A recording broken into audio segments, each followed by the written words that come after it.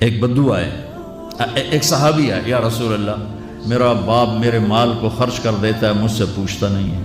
تو ہم نے کہا بلاؤ اسے۔ ان کو جب بلایا گیا تو اس نے پوچھا کیوں بلا رہے ہیں؟ کہ تیرے بیٹے نے شکایت کی۔ تو ان کو اتنا دکھ ہوا، انہوں نے چند اشعار پڑھے دل ہی دل میں، زبان پہ نہیں، دل ہی دل میں، اور مجلس میں آ گئے۔ جب پہنچے دربار رسالت تو جبریل آئے ہوئے، یا رسول اللہ اللہ تعالیٰ کہہ رہے ہیں اس کا مسئلہ بعد میں سنیں، اس سے کہیں وہ شعر سنا جو تو نے بیٹے کے گلے میں کہے ہیں، اور اب تیری زبان سے ادا نہیں ہوئے پر تیرے اللہ نے سنے۔ تو آپ نے اس سے فرمایا اچھا بھائی تیری گل تو میں بعد سنوں گا، تو پہلے میں نے شعر سنا۔ انہوں نے کہا اشہد انک رسول اللہ، میں گواہی دیتا ہوں آپ اللہ کے رسول ہیں۔ یا رسول اللہ میں نے دکھ میں چند اشعار زبان سے نہیں دل ہی دل میں دہرائے تھے، اور آپ کے رب نے عرشوں پہ سنا، واقعی آپ کا رب بھی سچا اور آپ بھی سچے۔ آپ نے کہا کیا کہا تھا؟ کہا میرے بیٹے جس دن تو پیدا ہوا ہم نے اس دن اپنی ذات کے لیے جینا چھوڑ دیا،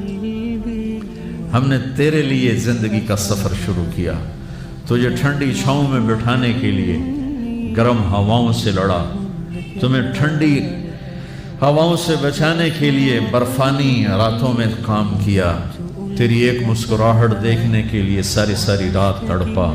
ساری رات اپنے آپ کو کوہلو کے بیل کی طرح اپنی ساری جوانی کا رس نچوڑ کے تیری ہڈیوں میں ڈال دیا، میں بوڑھا ہوتا گیا، تو پروان چڑھتا گیا، میری کمر جھک گئی، تیری کمر اٹھ گئی،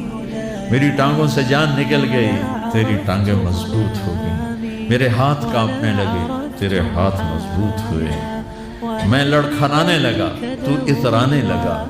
تو مجھے خیال آیا کہ جیسے میں اس کے لیے دھکے کھاتا تھا، اس کی زندگی کی دعائیں مانگتا تھا، اس کے لیے تڑپتا تھا، چلو آج میرا یہ سہارا بنے گا۔ لیکن جب تجھ میں جوانی کی لہر دوڑی اور مجھے بڑھاپے نے کھا لیا،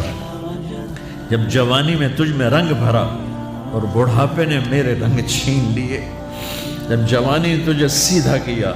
بڑھاپے نے مجھے ٹیڑھا کر دیا، کمر جھکا دی، تو ایک دم تو مجھے ایسے گھور کے دیکھنے لگا، تیری آنکھیں ماتھے پہ چڑھ گئیں اور تو مجھے یوں دیکھنے لگا جیسے میں نوکر ہوں، تو باپ، تو مالک۔ تو میں نے اپنی 30 سالہ زندگی کو جھٹلا دیا کہ ہاں میں باپ نہیں ہوں، میں نوکر،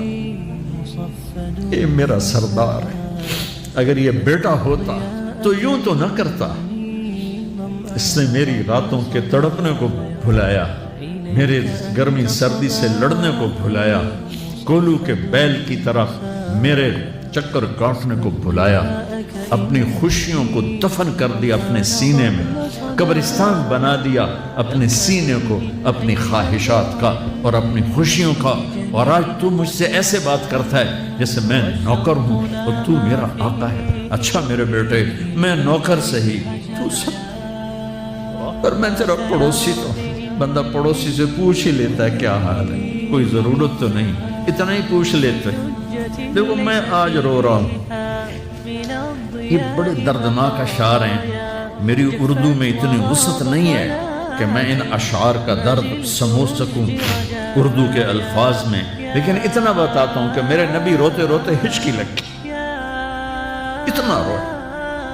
آپ نے اس بچے کے گریبان کو یہاں سے پکڑ کر دفع ہو جا، میری نظروں سے دور ہو جا، انت و مالک لابیک، تیرا سب کچھ تیرے باپ کا ہے، یہی باپ آج تمہارے ہاتھوں ذلیل ہو رہے ہیں۔